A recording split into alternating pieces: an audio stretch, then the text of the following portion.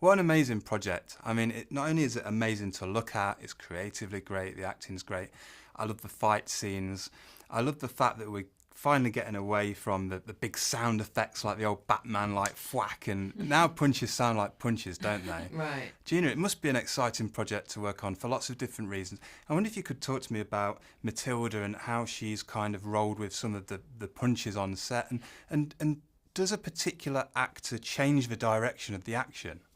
You know, I'll let her speak to her incredible dedication, but let me preface this by saying, obviously, this role required enormous commitment, because not only is it an incredibly complex role for the character and the emotional journey of this character, but the physical demands of the role and the stamina. You know, with a film, you have a more compressed period of time.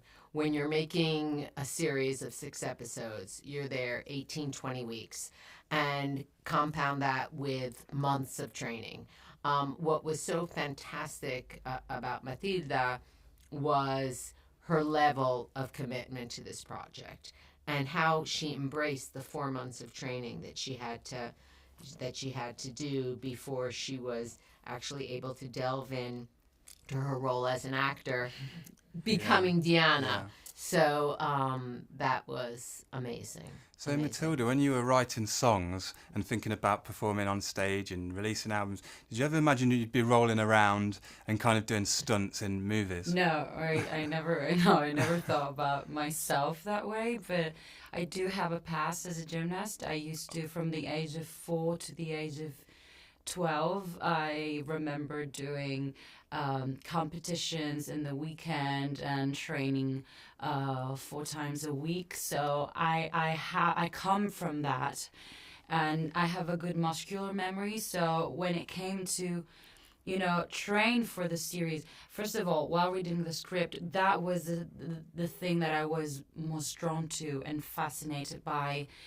We don't get the chance that often to do something like that, especially in Italy. We don't really have that culture. We had it, but nowadays it's a bit more difficult. So I wanted to be able to do most of my stunts, not just because I wanted to have fun with it, but also because I thought, and it was important for my, for my performance in general, to really have dirt on my hand and, really dive into it. Yeah, I guess you, like you say, have that muscle memory and timing maybe and agility still. Yeah. But there's the cardio thing of trying to hit your marks, trying to get the face right whilst picking up a huge gun or something else. Was that tricky? Do you have to do cardio as well? It was tricky, yeah. I went through different kinds of training, so from parkour to martial arts, and then training with guns, of course, because I needed to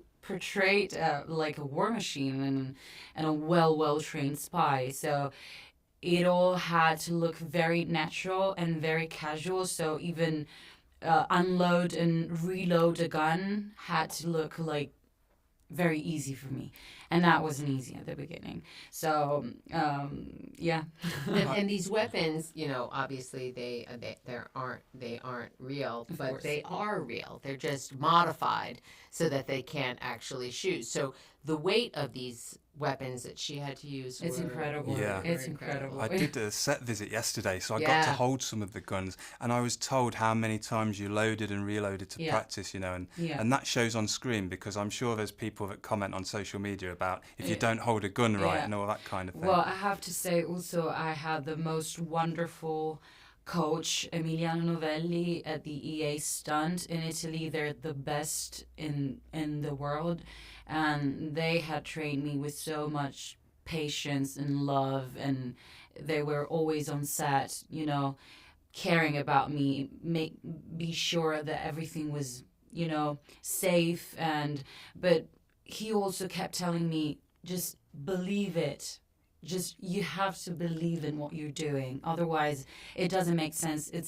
I don't want to say that 90% of it goes through the face, but also, if you believe in it, the audience will believe in it. Yeah, I guess. I think that's true. And again, congratulations both of you, because this is a man saying this, so it's rubbish, but strong female, I've got a daughter, so strong females on television is very important, you know. How proud must you be, not just of Citadel Diana, but all of the Citadels have very strong stories, strong female characters. And you know what's so bizarre is how organic it was, in the sense that it wasn't, you know, sitting at a table and calculating and being strategic and saying, okay, we want our show to have a strong female lead. The show we developed could only be portrayed by a woman.